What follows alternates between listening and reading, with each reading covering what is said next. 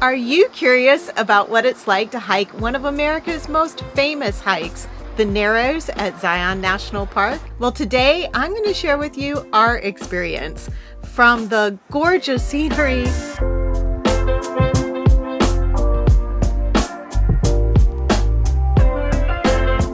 to the challenges.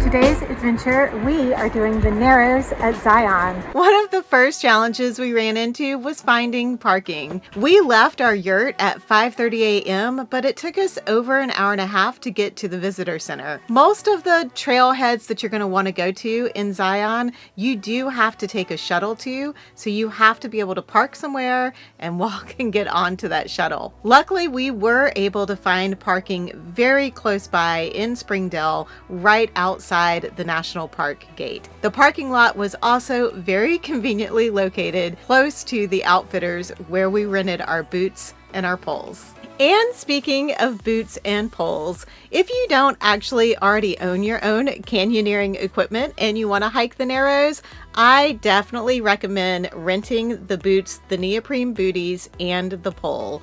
And they also offer other things you can rent, like I rented a dry bag there too because I didn't have one to be able to put my backpack in.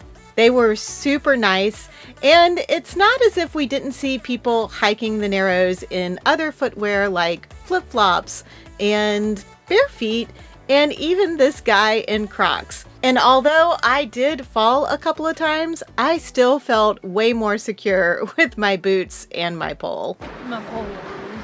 My pole, Yeah. my pole. My pole. Like I mentioned before, the main way to get around Zion National Park is by their shuttle system. You do have to take a shuttle in order to get to the main attractions and trailheads, but it is a beautiful drive. In order to go to the Narrows, you are going to get off at the last shuttle stop before the shuttle turns around and heads back to the visitor center, and that is at the Temple of Sinawave. Wow.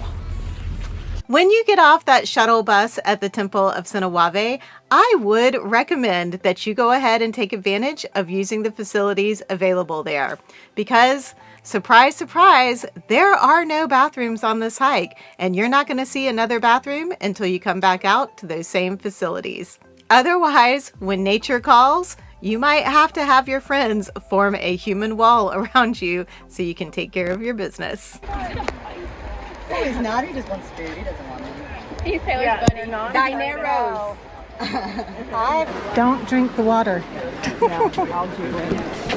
And just like there's no bathrooms on this hike, there are no water fountains either. You'll want to bring your own water, and in fact, they encourage you not to bring a filter or a filter straw to use with the river water because it is currently infected by a bacteria, cyanotoxin.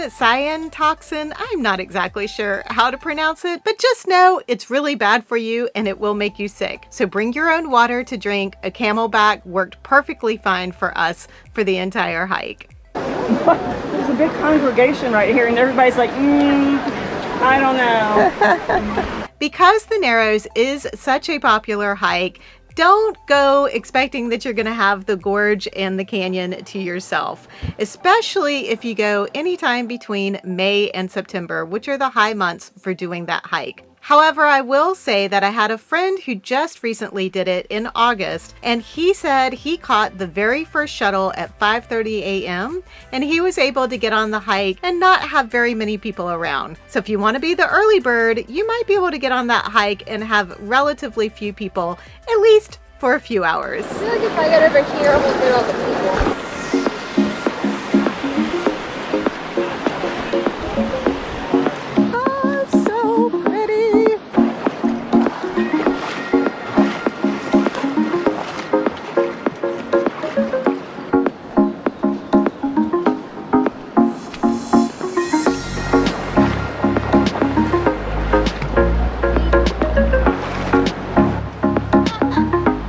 Actually gonna use the thing.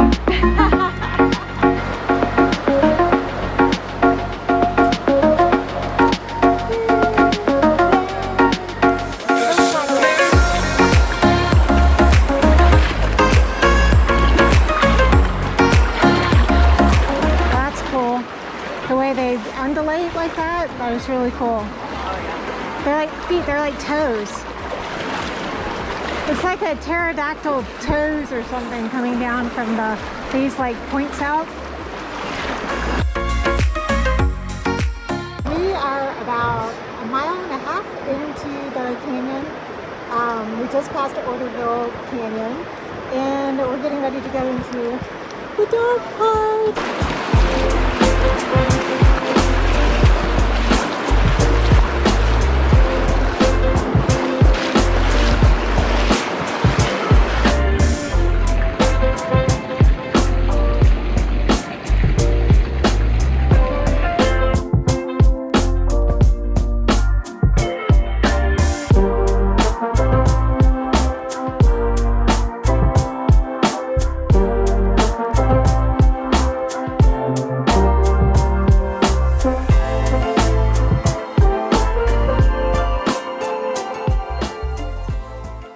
There are two different ways that you can do the Narrows hike. You can do the shorter touristy version like we did, where you take the shuttle to the trailhead and you hike up the river and then turn around and hike back down the river from Big Springs. And you can turn around at any point that you want to. And the other option is to hike the canyon from the top down, from a trailhead that is outside of the park and actually pretty close to where we stayed in our yurt. And you can hike 16 miles all the way down the canyon through the river and to the trailhead that's inside the park. Of course, we did the touristy version and we were hoping to be able to go all the way to the Big Springs, which is about 7 miles in. Unfortunately, this hike was a lot more challenging than any of us anticipated, and Mary and I were still a little tired from our Grand Canyon adventure. So we did turn around at about 3 miles. It is a challenging hike, not only from the fear of twisting an ankle by stepping on a rock wrong down in the river. Oh, almost.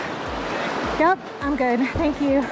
But also from the bouldering and climbing over trees and just being in cold water all day can start to wear you out. Be aware that some stamina is probably needed for this hike, and I would think that the earlier you can start it, the better off you would be as well, because you're not having to dodge quite as many people.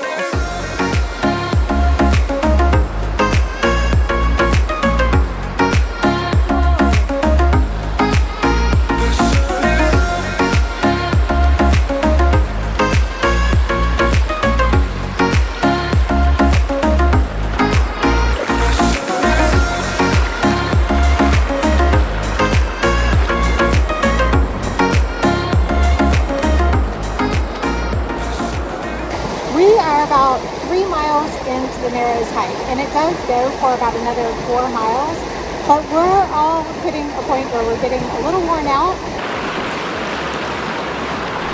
Shit. There has been a lot of challenges along the way, and it's taken us almost 4 hours to get here. We still got to go back to the shuttle bus, and the last one leaves at 7, and it's 2:30 now, so we're turning around.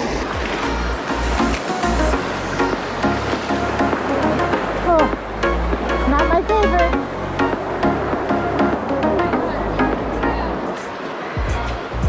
Thank you. You're welcome.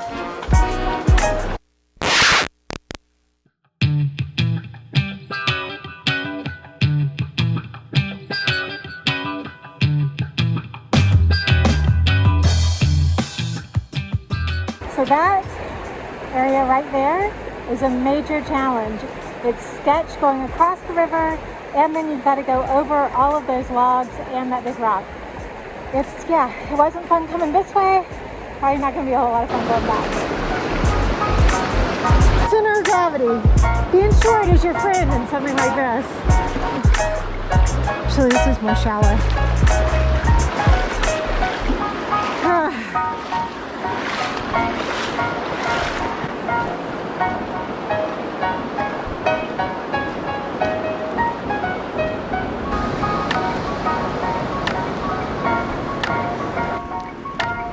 Well, at least it's not uphill.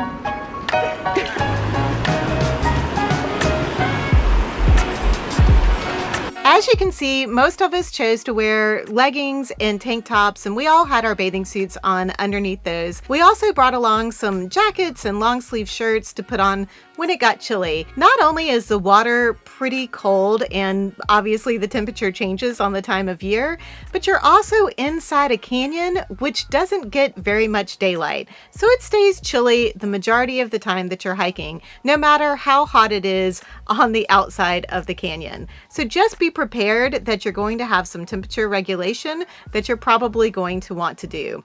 And the longer you hike, probably the colder you're going to be.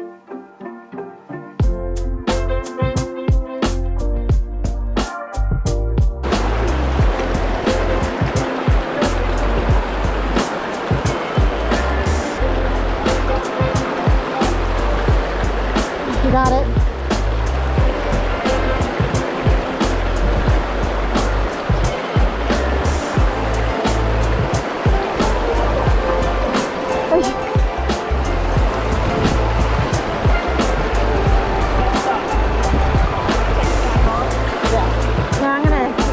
I'm gonna go this way.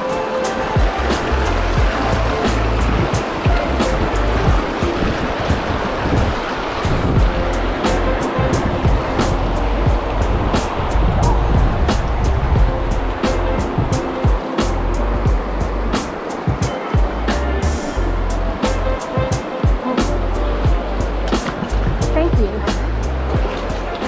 My right hand is going to be so sore from gripping. Mine's raw. I know. Well, I was. But I have a blister right there. Mine hasn't. I'm surprised.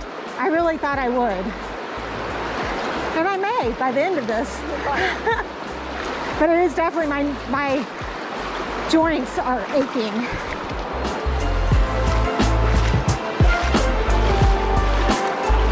My last piece of advice for doing the Narrows hike is, if you are planning on wearing a GoPro or some sort of camera on your chest and you have long hair, I would encourage you to wear it up or pull it back so that it doesn't interfere with most of your footage from the hike. Ay, ay, ay. I hope you guys have enjoyed this video. Thank you so much for watching. I am going to have another Zion National Park video coming out soon. So I look forward to seeing you in the next video.